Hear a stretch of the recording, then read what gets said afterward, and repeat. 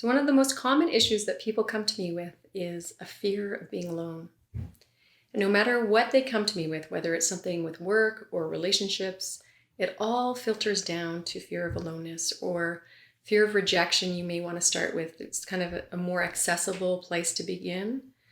But ultimately, their fear of rejection is a fear of being alone.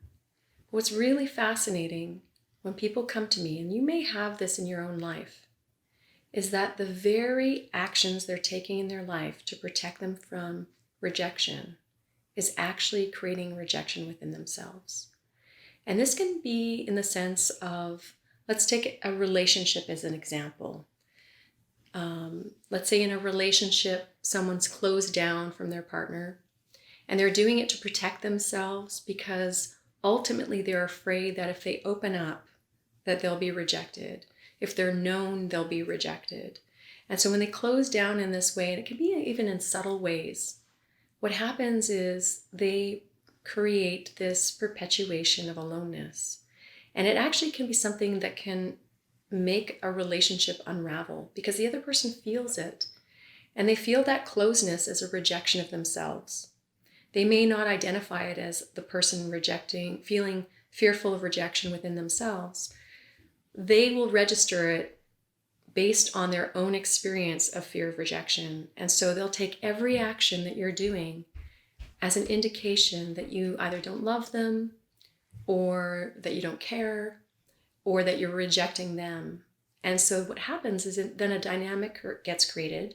And that dynamic is this place where two people have real difficulty opening up to each other, and anything can trigger them. It's easy to go into fighting, it's easy to go into disconnection.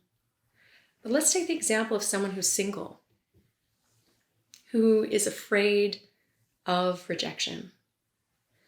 And they may end up choosing partners that are not well matched for them because they think that, those people won't reject them. But they end up creating this intensification within a relationship or a dynamic within a relationship where there's this dynamic that doesn't work because there's not enough compatibility. And so they end up breaking up and being alone, the very thing that they don't want to experience. Or, for example, if someone is like, I don't want to be rejected, I don't want to have to deal with someone not liking me, someone learning about me and rejecting me, or me opening my heart to someone and then they leave me. And so they won't even try, they won't even date, or they'll find everybody wrong or find some sort of excuse. They're too busy with work or whatever else, so they don't enter into relationships so they don't have to worry about being rejected. And the problem with that is the fear of rejection is really the fear of being alone. And so now they're creating a circumstance where the very thing they don't want, which is to be alone, is that they actually are alone. The worst thing about all of this, whenever there's a fear of rejection, is that the mind is being reinforced with the belief that you are rejectable. And so as long as you play the game with the mind and allow it to have this kind of control over you, you're basically agreeing with the mind that you're rejectable. And so to break this trance, to break the illusion that you're rejectable, even when something is scary, as opening your heart to love, taking chances, going out and meeting other people, whether it's romantic or social or even with business. It could even be where you are in a situation where you're in sales and you have a fear of rejection.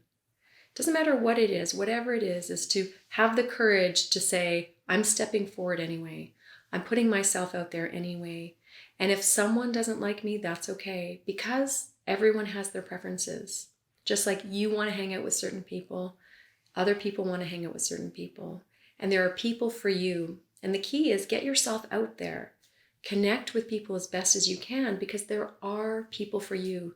There's a community for you that will love you and respect you, find you interesting and loving, find you, to be someone who they absolutely want to be a part of their life.